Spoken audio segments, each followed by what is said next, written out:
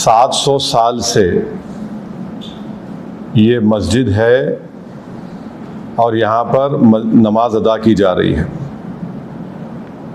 दूसरी बात ये है कि ये क्यों कह रहा हूँ मैं, इसलिए कि ये वक्फ बाय डेडिकेशन है और इसको धार के उस वक्त के अर्सवाइल स्टेट ने इसको मुसलमानों के लिए दिया और वहाँ पर मस्जिद में नमाज पढ़ रहे हैं। दूसरा पॉइंट ये है कि 1904 में कलेक्टर ने इसको रिलिंक्विश किया और वो एक्ट था सेक्शन 4 and 13 ऑफ 1904 एक्ट। तीसरा बात ये है जो आपको समझने की ज़रूरत है, जो हम पे उंगली उठा रहे हैं, धार स्टेट गज़ीट है 1935 का,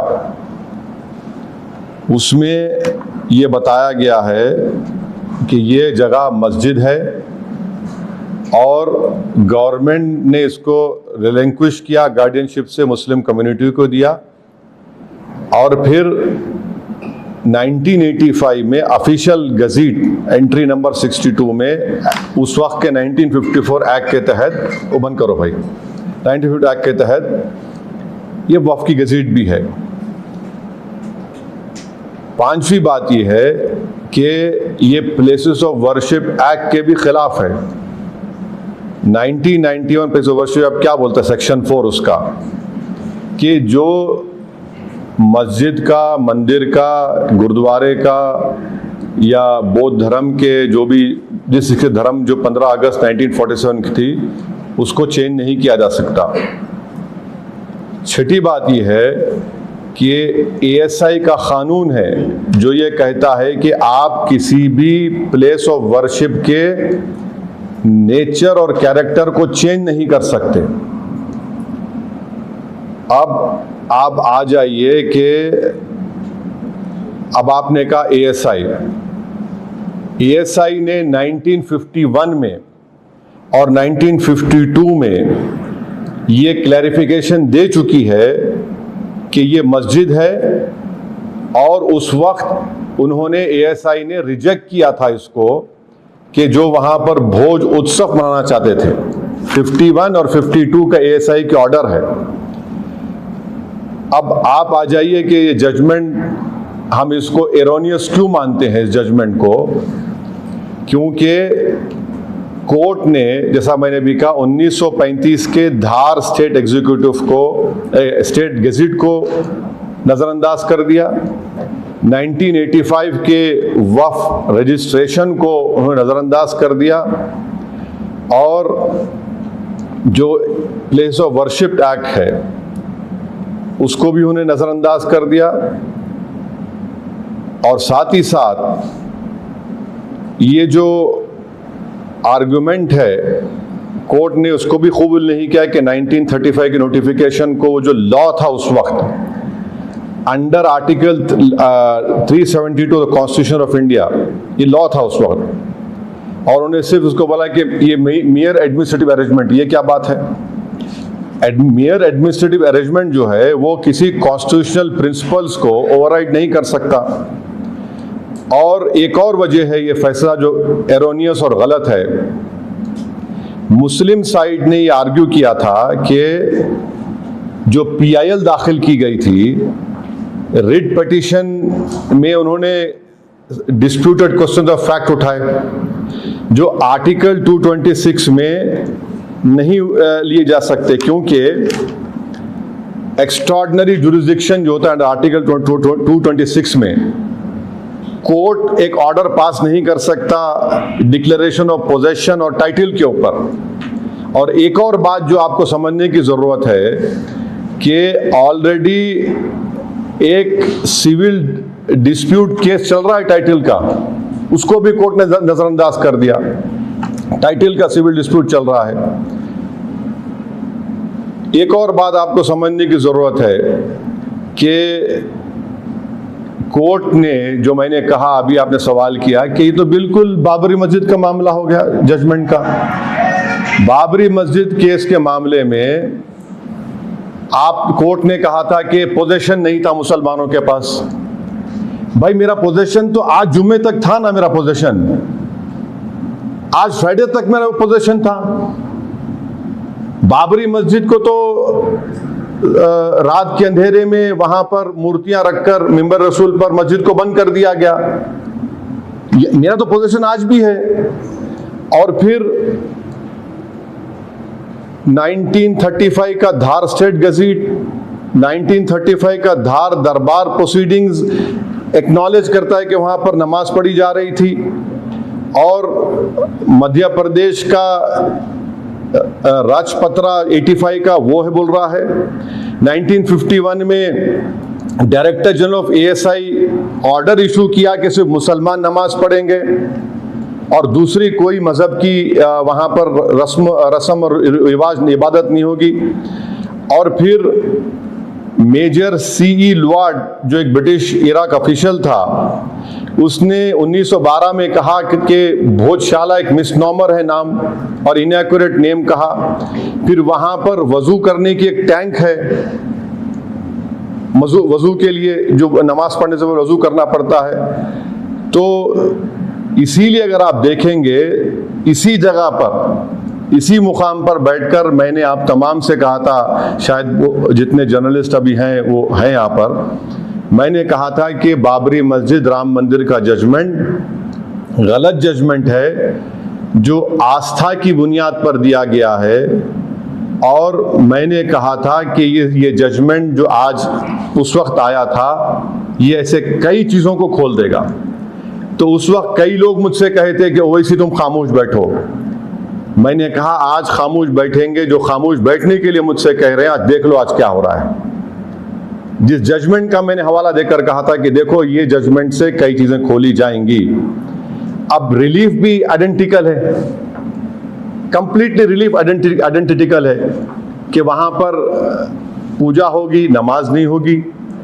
और अगर आपको चाहिए, क्या कहा कोर्ट ने, in order to secure the religious rights of the Muslim community and to ensure complete justice between parties, in case the respondent number 8 submits an application for allotment of suitable land within Dhar district for construction of a masjid or place for prayer, the state government will consider state application in accordance with law. Where is the question? कहाँ सवाल पैदा होता जमीन पूछने का? मैं 700 साल से वहां पर नमाज पढ़ रहा हूं। कोई PIL डालता है 226 में और court cannot pass an order on declaration of possession और टाइटल, आप टाइटल दे देते हैं उनको जबकि सिविल सूट चल रहा है उसका। तो ये एब्सर्ड जजमेंट भी है, एरोनियस जजमेंट भी है। और एक अजीब व गरीब बात इसने जजमेंट में कही गई है कि secular state has a constitutional duty even to provide basic amenities to pilgrims, the preservation of purity and pristine character of deity. So ये भी it violates successive Supreme Court judgments that say that ये वो Supreme Court judgment कहता है कि the Indian state जो है सब रिलीजन को इक्वली ट्रीट करना चाहिए। अगर ये कॉन्स्टिट्यूशनल ड्यूटी है किसी एक को DT को फेवर करने की, फिर सेकुलरिज्म को क्या होगा बताइए इस जजमेंट के बाद। तो ये जजमेंट कॉन्स्टिट्यूशनल वैल्यूज के मुताबिक नहीं है। जो बाबरी मस्जिद राम मंदिर का जजमेंट आया था वो सिर्फ एक धर्म को प्रेमेसी दे रहा है और दूसरों के जो वर्शिप है उसको आप खत्म कर रहे हैं। और एक बात ये है कि ये जजमेंट एक फ्लड गेट्स खोल दिया है। अब कल कोई भी जाएगा कि प्लेस ऑफ वर्शिप एक्ट की तो अब अहमियत खत्म होते जा रही, जबकि प्लेस ऑफ वर्शिप एक्ट को राम मंदिर के बाबरी जजमेंट में सुप्रीम कोर्ट ने कहा था उसको बेसिक स्ट्रक्चर से जोड़ा था, वो भी आपने आज कोर्ट ने उसको भूल गया। तो ये तो एक मौकरी बन चुका है, मौकरी बना रहे हैं प्लेस ऑफ वर्शिप एक्ट का। तो ये हमको बोलना है। और एक बात याद रखिए, यहां पर तो कोई इन्वेडर आकर नहीं तोड़े, वो भी तो झूठ सुप्रीम कोर्ट ने कहा था, वो भी झूठ है, पीसफुल स्ट्रक्चर था ये। और एक बात आपको समझने की जरूरत है कि पिटिशनर ने ये कहा कि जो DT मिली उसको उन्हें बताया धार में मिली। मुस्लिम साइड ने बताया कि ये जो मूर्ति मिली थी, जो आज किसी इंग्लैंड के बर्तानिया के म्यूजियम में है, वहां से आधा किलोमीटर दूर एक सिटी पैलेस के रूइंस है, वहां पर मिली है। तो ये सब चीजें हैं। और फिर एक बुक पब्लिश हुई थी 2020 में यूरोपियन रिसर्च काउंसिल और सेंट्रल इंडिया आर्काइव्स में। उस किताब का नाम था धार और उसका गुप्त इतिहास। 1220 में एक जलजला आया था, 1220 में जलजला आया, उसके 60-70 साल के बाद तो सल्तनत पीरियड शुरू हुआ। उससे पहले सल्तनत पीरियड था ही नहीं ना। ये तो हिंदू बादशाहों ने ये दिया था उनको, अब उसको भी कोर्ट ने नजरअंदाज कर दिया। सिविल सूट टाइटल का चल रहा है, डॉक्यूमेंट्स दिए गए गवर्नमेंट ऑफ इंडिया को, एएसआई को, सब कोर्ट ने उसको इग्नोर करके एक एब्सर्ड और गलत फैसला दिया। और हैरत अंगेज बात यह है कि जो एएसआई ने आर्टिफैक्ट्स निकाले, आप मेरे को बताएं आर्टिफैक्ट्स में प्लास्टिक निकलता है क्या? प्लास्टिक निकला। प्लास्टिक कैसे निकला? प्लास्टिक की इजाद कितने साल की पुरानी है, उसको आप बता रहे हैं। तो ऑल इन ऑल मुझे लगता है कि भारत सरकार माने मोदी सरकार और ASI hand in hand petitioner के साथ थे, और ये खुद एक वायलेशन है आर्टिकल 14 और 12 का। और साथ ही साथ ये भी बताना जरूरी है कि 1995 में ये गलती उस वक्त के धार के जो बड़े मुसलमान थे, जो हिमाकत खोर थे, चमचागिरी की आदि करने के आदि थे, उन्होंने एग्रीमेंट करके दिया ये कि हर मंगलवार को या बसंत पंचमी को आप आकर मस्जिद के अंदर ये पूजा करिए। तो ये इसका ब्रीफ फैक्ट ये हम उम्मीद करते हैं कि जब ये मसला सुप्रीम कोर्ट को जाएगा तो सुप्रीम कोर्ट इसको देखकर इंसाफ करेगा। एक स्ट्रॉन्ग केस है जो मैंने पॉइंट्स आपके सामने रखे हैं। और ये जो बोला जा रहा है कि वहां पर मंदिर थी, देखिए उसमें जो इंस्क्रिप्शन है, जो इंस्क्रिप्शन मिले हैं, वो इंस्क्रिप्शन क्या कहती हैं कि एक वो स्कूल था, गुरुकुल था, क्योंकि राजा भोज ने संस्कृत लर्निंग का एक लफ्ज सिखाते थे। तो जैसा हम पार्लियामेंट को बोलते हैं कि ये जनता की बहुत बड़ी मंदिर है, तो मंदिर पूजा की जो तो नहीं है, वो तो इलेक्टेड, वैसा ही वो एक गुरुकुल था। वो जलजला आया 1220 में, उसके बाद फिर दोबारा बनाया गया। तो अब इसको आप ऐसा कर रहे, इसका गलत फैसला नहीं। एक मिनट ठहरिए, मुझे मानने का सवाल नहीं है, जो फैक्ट्स है उसको मैं मानता हूं और वो फैक्ट्स मैं आपके सामने रखा हूं।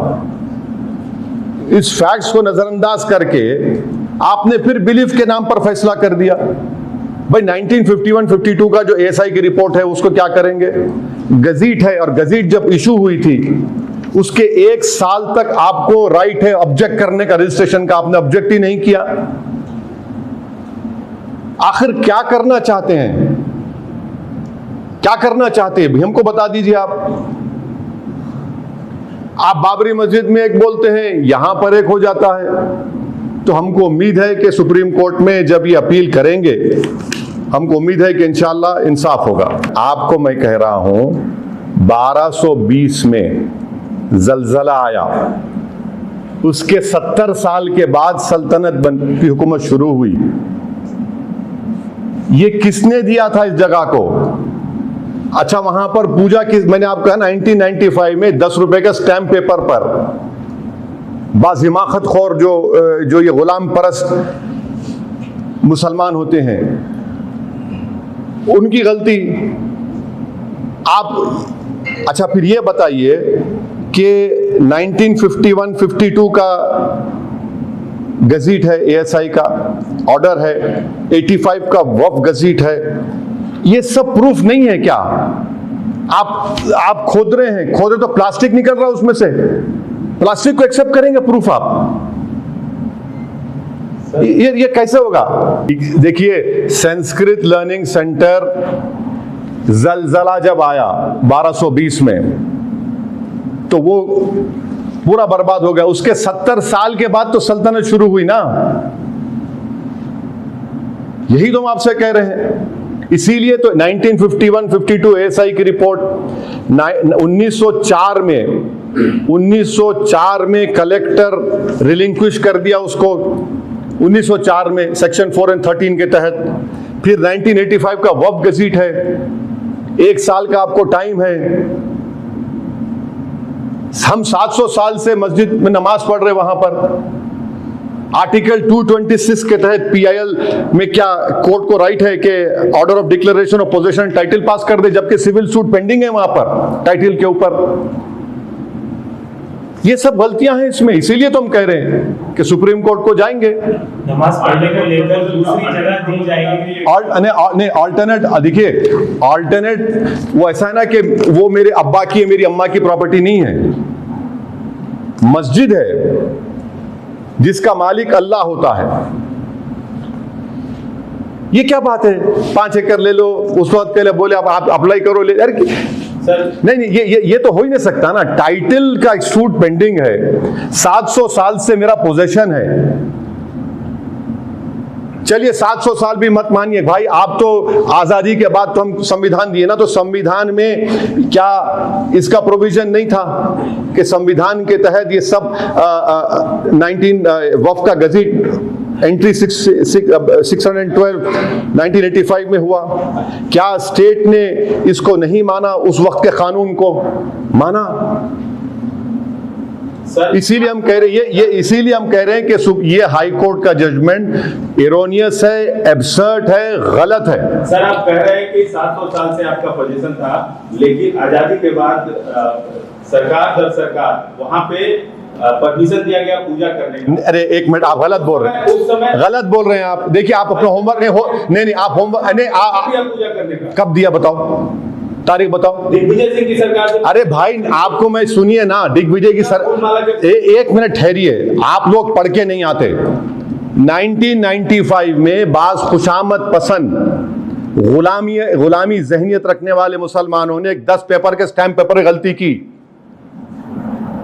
कैसे बोल आजादी के बाद आप? सर मैं बता रहा हूं नहीं, आपको देखिए, आप देखिए एक बात सुनिए, आप अभी मत करिए, मैं और भी बोल सकता हूं, ये व्हाट्सएप यूनिवर्सिटी का फॉरवर्ड मत करिए। मैं आपको फैक्ट्स बोल रहा हूं जिम्मेदारी के साथ, जिम्मेदारी के साथ। मेरी जाती प्रॉपर्टी थोड़ी है, क्यों लूं मैं? आप 6 दिसंबर को अगर मस्जिद नहीं तोड़ते तो जमीन देते थे मुझे आप। यहां पर 700 साल से नमाज पढ़ रहे हैं हम, पूरे फैक्ट्स में आपके सामने रखा हूं। सर 95 में अनुमति दी गई पूजा करने की। अरे 87 में मेरे भाई एक मिनट देखिए, 98 में अनुमति दी गई। अरे आप समझ नहीं रहे हैं मेरी बात को, आप एक ज्ञानी आदमी है, मैं तो वही कह रहा हूं। 95 किसने दिया आपको? 10 रुपए के स्टैम्प पेपर पर गुलामी की जहनियत रखने वाले मुसलमानों ने ये लिख कर दिया, आप आ जाइए मंगलवार को। अरे वो तो बिल्कुल ही बकवास किस्म के मुनाफिक बोलना चाहिए लोगों को। तो उनके ना तो मस्जिद उनकी माँ की थी, ना उनके अब्बा की थी, ना उनके खानदान की थी। वो तो जालिम है वो लोग। तो तब से लेके 95 से लेके अब तक जमात के लोग क्या कर रहे थे? 2022 में ये एक मिनट ठहरिए, आपने किसी चीज को शुरू कर दिया। 2022 में ये PIL दाखिल होती है, 2022 में PIL दाखिल होती है और कोर्ट के सामने ये तमाम चीजें रखी गई, ऑनरेबल कोर्ट के सामने। अभी आप बोले आजादी के बाद, अब आप मैं बोल रहा हूं आपको शुरू से 95 में ये हुआ, और वो भी उन बेवकूफ किस्म के जुल्म करने वाले, गुलामी की जहनियत रखने वाले गलती की वजह से हुआ। मगर ये PIL फाइल हुआ 2022 में PIL फाइल हुआ, और उसके बाद ये सब चीजें होती हैं। हमको यकीन है कि मुस्लिम साइड जो है वो सुप्रीम कोर्ट जाएगा, और इंशाअल्लाह सुप्रीम कोर्ट के सामने ये सब चीजें रखी जाएंगी, और सुप्रीम कोर्ट इंसाफ करेगा और मस्जिद मस्जिद रहेगी। सर ये गलत प्रेसिडेंट बन जाएगा। आप क्या खोल रहे हैं? आप तो दरवाजे खोल रहे हैं किस चीज के? ये सब निफाक पैदा करने के, ये टेंशन पैदा करने के, डिसएग्रीमेंट्स के। सुप्रीम कोर्ट ने जो बाबरी मस्जिद राम मंदिर में कहा, एग्रेगियस एक्ट कहा, और उन्होंने कहा कि हिस्ट्री क्या क्या उसमें कहा था, पढ़ लीजिए जाकर आप।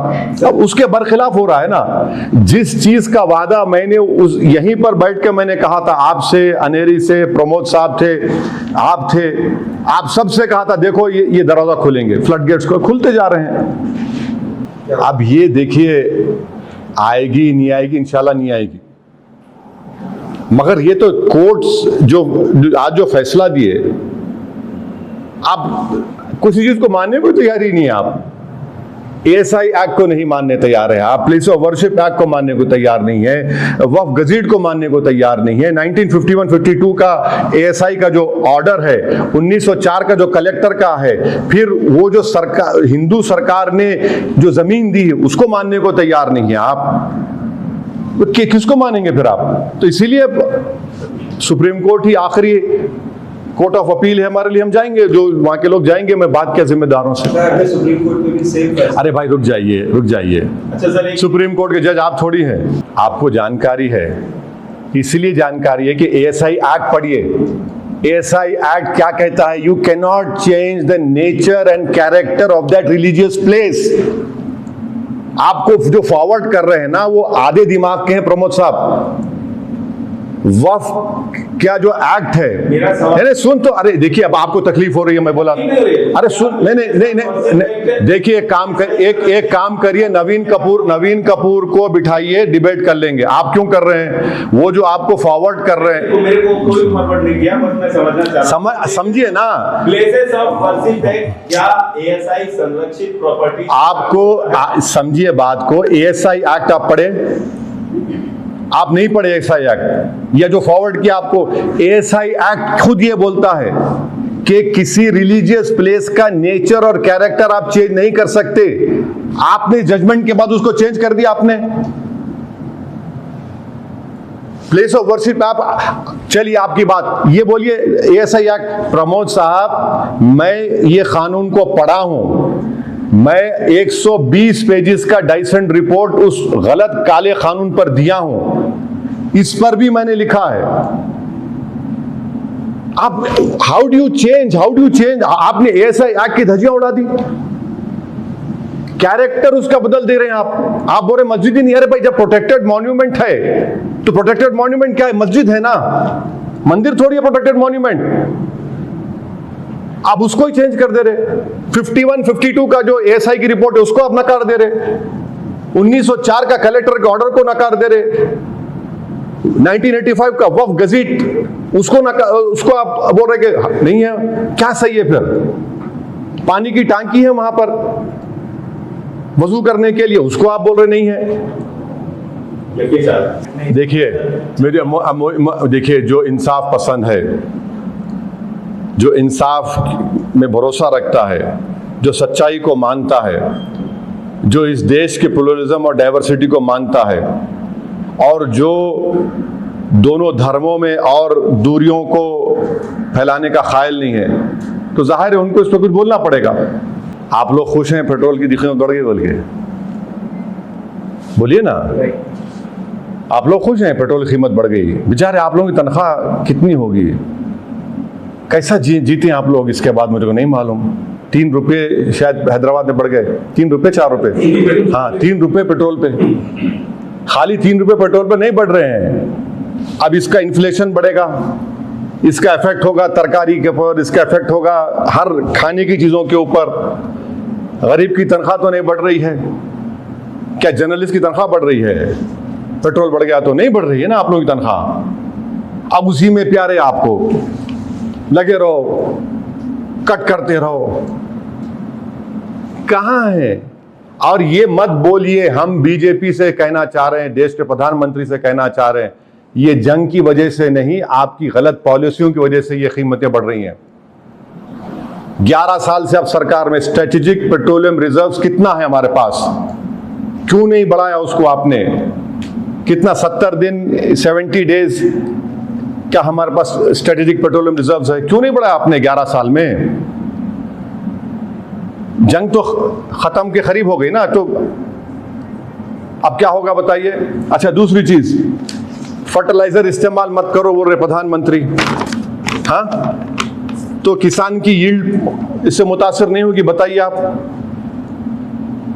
किसानों से फर्टिलाइजर इस्तेमाल मत करो, क्लैरिफाई करो। क्या करेगा किसान की ये तो रोजी रोटी का मसला है ना। आप कह रहे फर्टिलाइजर इस्तेमाल मत करो, फिर यील्ड क्या आएगी किसान को? खाएंगे क्या लोग? और ये हिमाकत श्रीलंका ने की थी, देख लिया श्रीलंका में। क्या श्रीलंका तो नहीं है ये, 130 करोड़ का देश है ये।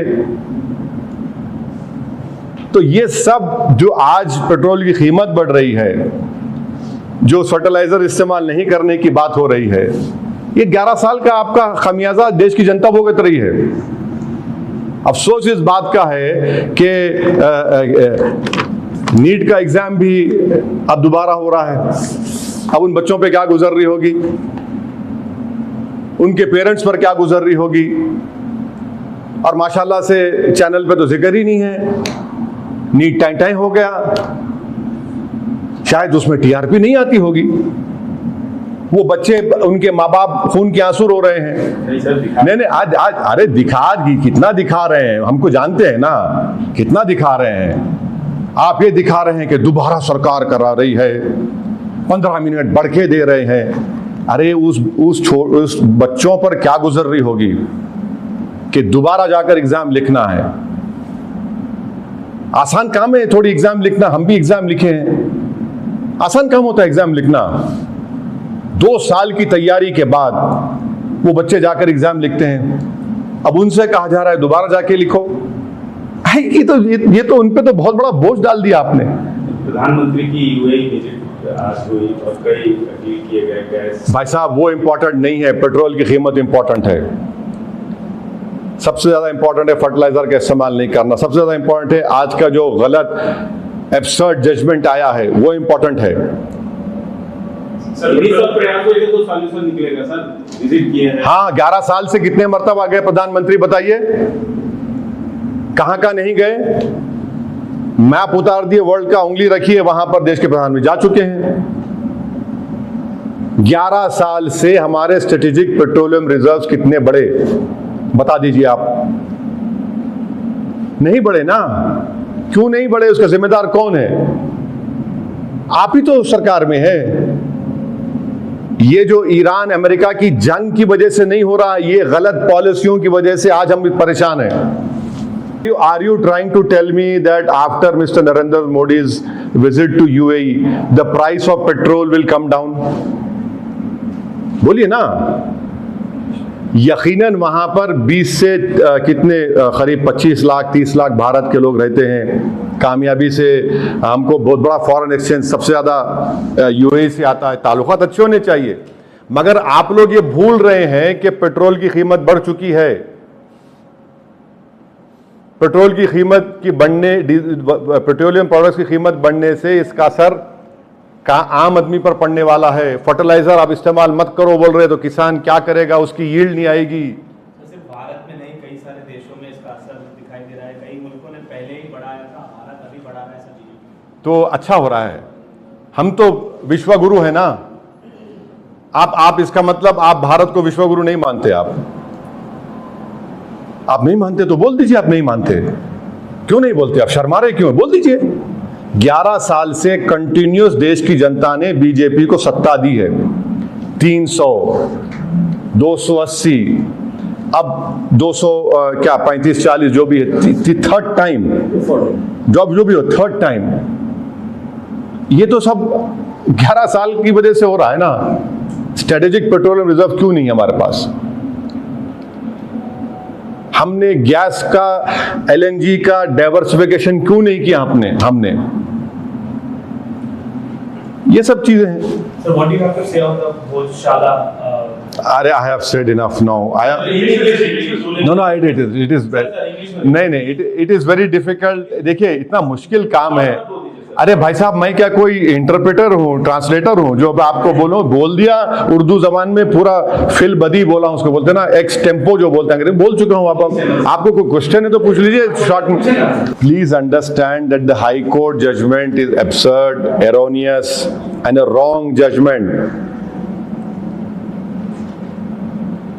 in 1220 earthquake took place, and what was found was, it was said that it was not a temple, a place of worship. It was not that. It was some Sanskrit inscriptions related to grammar and poetic compositions. Supports its identity as an educational institute rather than a religious shrine. Why is it that we are forgetting that it was a waqf by dedication given by the then Dhar erstwhile state? In 1904, the collector relinquished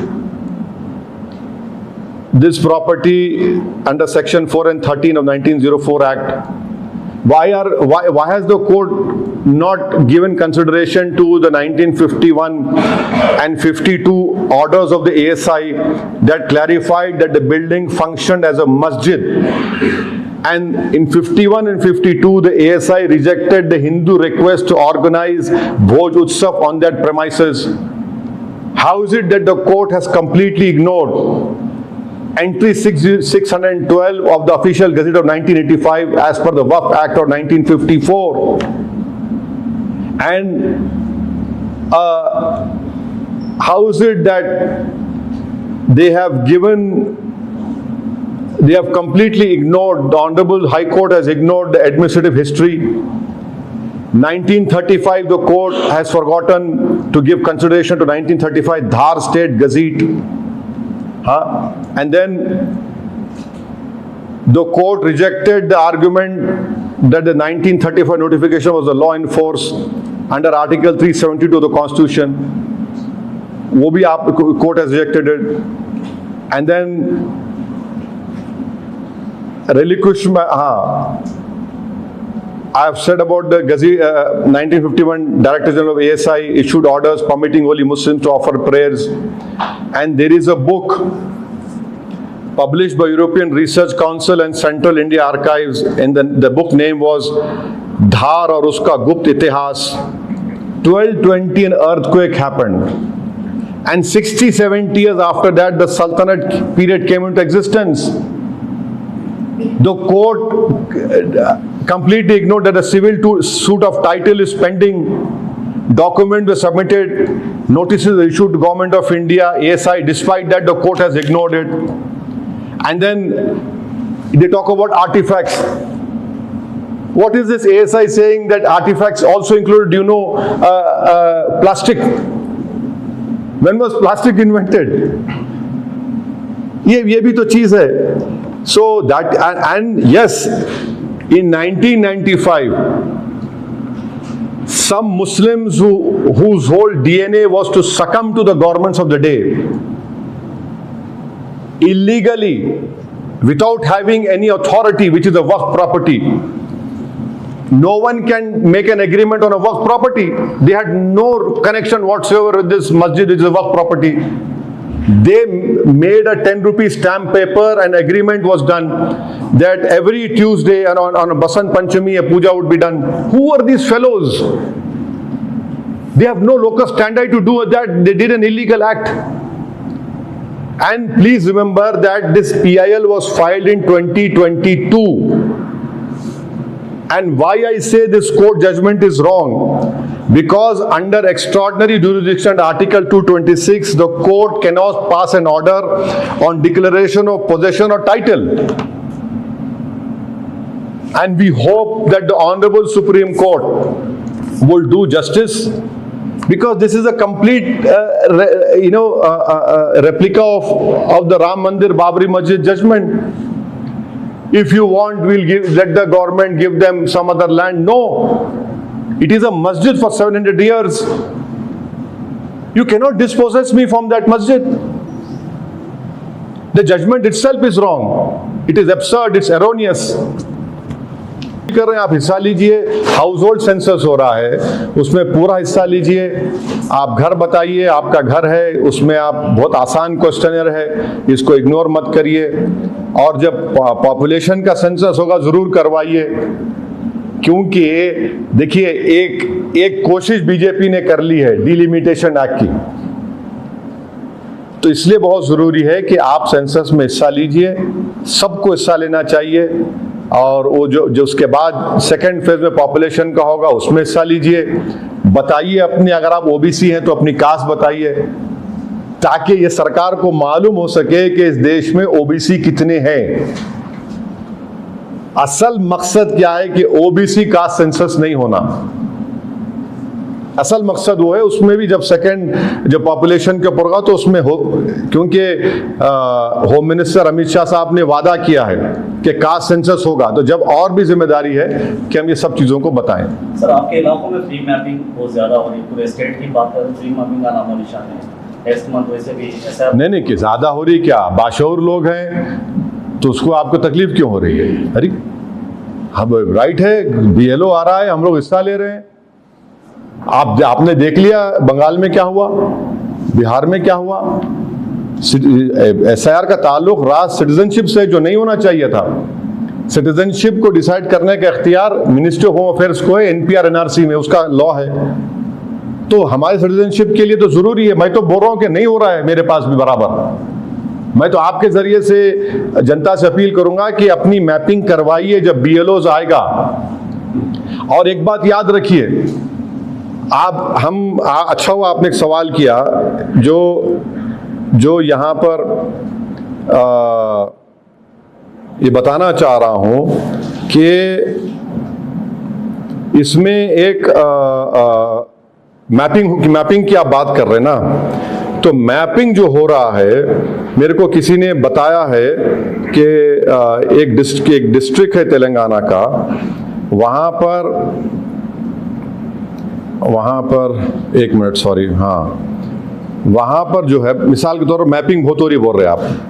मैं district का नाम लूँगा तो फिर एक तनाज़ा हो जाएगा। Anyway, आपको समझाने के लिए कह रहा हूँ कि फ़र्ज़ करिए किसी कॉन्स्टिट्यूंसी में 2,60,000 नाम है इलेक्टर्स है, और अनमैप लोग हैं 1,11,000, और मैपिंग हुई है 1,45,000 की, हाँ, 2,50,000 में से। अब इलेक्टोर्स विद एनोमलीज के ऊपर कितने मालूम आपको? 90% इलेक्टोर्स एनोमलीज हैं। एनोमलीज का मतलब क्या है कि स्पेलिंग मिस्टेक है या मैपिंग सही नहीं हुई।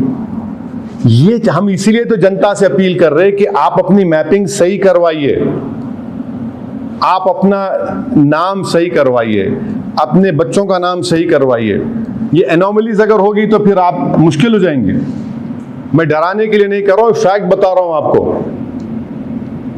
एनोमलीज को फिर लॉजिकल डिस्क्रिपेंसी में बात चले जाएंगी। आज वक्त है हमारे पास, इन सब चीजों को सही करिए, और जिसका जो जेन्युइन वोटर है, जिसका नाम 2002 में नहीं है, इलेक्शन कमीशन ऑफ इंडिया ने डॉक्यूमेंट्स जो आपको बोलिए, डॉक्यूमेंट्स आपके पास है तो उसको सबमिट करिए, मी सेवा को जाइए, ये सब चीजें करना जरूरी है।